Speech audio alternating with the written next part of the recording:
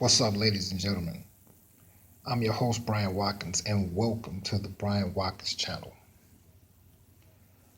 My subject today is what I miss most about Rick James. Rick James, I remember coming into a knowledge of his music in 1978 with his first released song called You and I.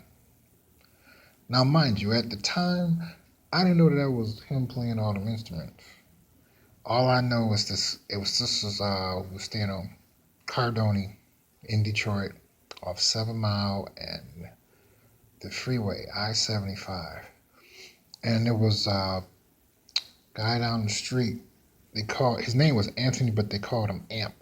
And that was the first time I saw Pit Bulls too. But anyway, he was playing that album. And I heard the song You and I. And every Friday they would always play the long version of You and I. And I liked it. And then Rick James also came out with Mary Jane.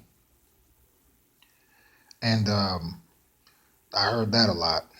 So then about 1979, he came out with High on Your Sweet Love, um, Big Time. He was, what I liked about him, he didn't sound like anybody. He was very consistent. And then when him and Prince had a duel, and I heard that Prince had won, he came out with Fire It Up, Busting Out, and then he came out with 1981, if I'm not mistaken, or it could be 1980. He came out with Give It To Me, Baby. Then he came out with Ghetto Life. And then that's when him and Tia Marie came on the scene with, what's the name of that song? You Go To My Head. Uh, what's the other one song they made? Doggone it. I don't remember it right away, but it was a jam. I remember Ebony Eye, something like that, with him and Smokey Robinson. And he came out with the Mary Jane Girls. Oh yeah, I like that. Mm-hmm. Yeah, but Rick James was funky. I always knew he was, but I was listening. I never took my eye off what he was doing. I don't care if I was listening to heavy metal, reggae, funk, blues, jazz, bebop. I always kept an eye on Rick James. He was just bringing it. But see, I got wrapped up in the Prince music, and it wasn't that I forgot about Rick James. It's just Prince was bringing it, and so was Rick James. Just Prince had got my attention more, but I was still listening to everything from Glow to Lucy's Rap, um, Standing on the Top, um, Dance with Me. Uh, Everything he had. She was only 17. He was tight. So when he died, I was wow, blown away.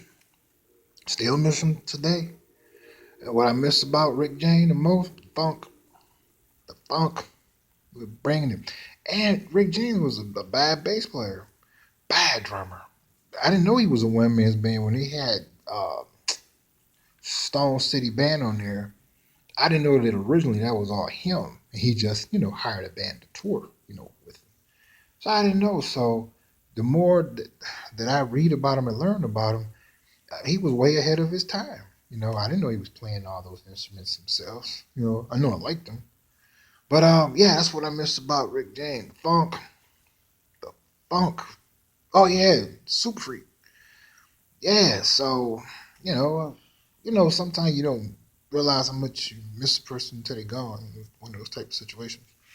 But ladies and gentlemen, there you have it. That is what I miss about Rick James. So if you like my channel, subscribe to it. If you like or dislike, click it. If you want to leave a comment, do so. I do respond to comments. And also, you can look at my other what I miss most about Whitney Houston, Prince, Michael Jackson, George Michael, Lou Ross, just to name a few. You can view all of those. If you have a personal request, contact me and I'll do it. Don't you go anywhere, and I post videos constantly, daily, all the time. So don't miss out. Continue to watch and support the Bryant Watkins channel.